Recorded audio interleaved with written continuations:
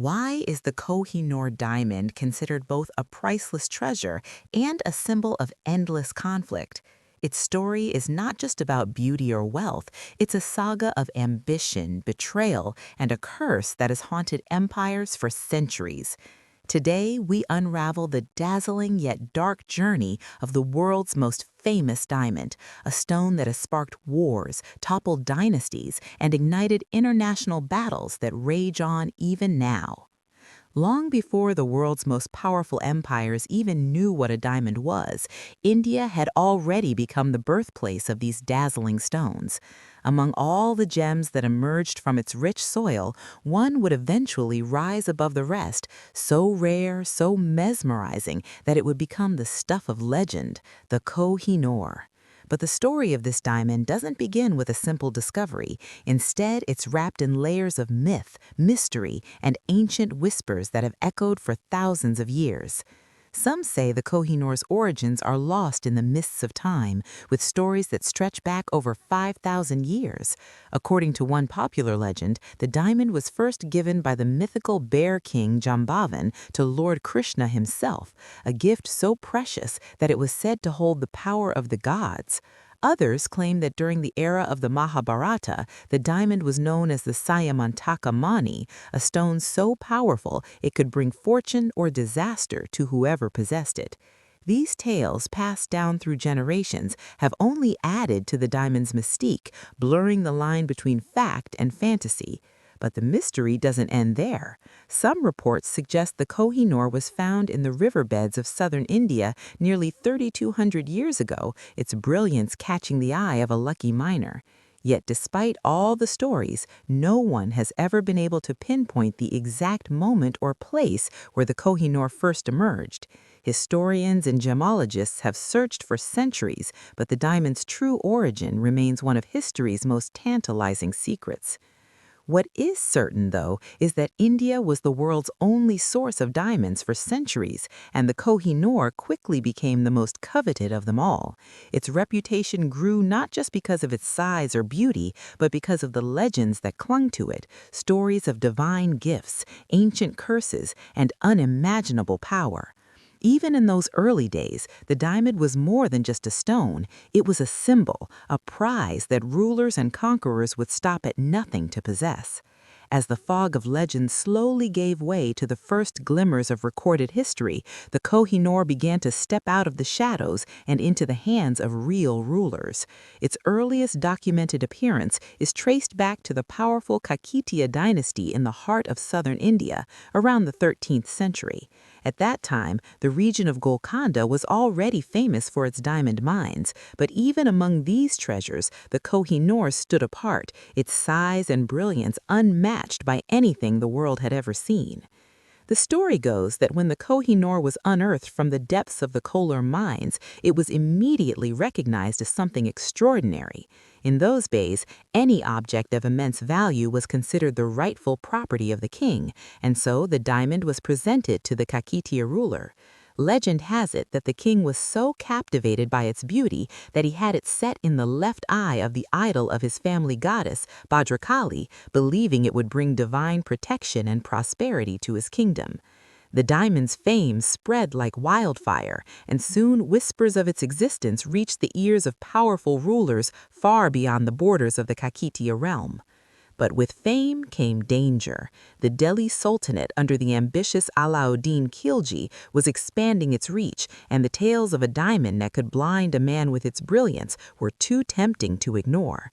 Khilji's general Malik Kafur led a brutal campaign into the south, and after a fierce battle, the Kohinoor was seized and carried off as spoils of war. This marked the beginning of a pattern that would repeat itself for centuries, the diamond passing from one conqueror to another, each new owner convinced that possessing the Kohinoor would secure their legacy and power. From the Kakatiyas, the diamond moved into the hands of the Tughlaqs, then to the rulers of Malwa, and eventually to the Tomars of Gwalior. Each transfer was marked by intrigue, betrayal, and bloodshed. The Kohinoor became more than just a symbol of wealth. It was a trophy of victory, a prize that could tip the balance of power in a single stroke. Yet for all its allure, the diamond seemed to bring as much misfortune as it did glory. Kingdoms that claimed it often found themselves plunged into chaos, their rulers facing sudden downfalls and unexpected betrayals. The Baburnama, the memoirs of the first Mughal emperor Babur, offers the earliest written account of the diamond's bloody trail. Babur described how after defeating Ibrahim Lodi at the First Battle of Panipat, he came into possession of a gem so valuable that its worth could feed the entire world for a day. Yet even in this account, the diamond was not called Kohinoor. Its true name and the full weight of its legend were still to come. But already the pattern was clear. Wherever the diamond went, upheaval followed. The Kohinoor was no longer just a stone, it was a force that shaped the destinies of empires. With every new ruler who claimed the Kohinoor, the diamond's legend grew darker. It was no longer just a symbol of wealth or divine favor. It had become a magnet for ambition, betrayal, and bloodshed. The path the Kohinoor carved through history was anything but smooth. Each transfer of the diamond was marked by violence, shifting alliances, and the relentless pursuit of power. The stone's journey through the Delhi Sultanate, the Tughlaqs, Malwa, and Gwalior reads like a chronicle of chaos where the only constant was the diamond's ability to attract trouble. After being seized by Alauddin Khilji, the Kohinoor became a prized possession of the Delhi Sultanate, but the Sultanate itself was a cauldron of intrigue, with rival factions constantly vying for control.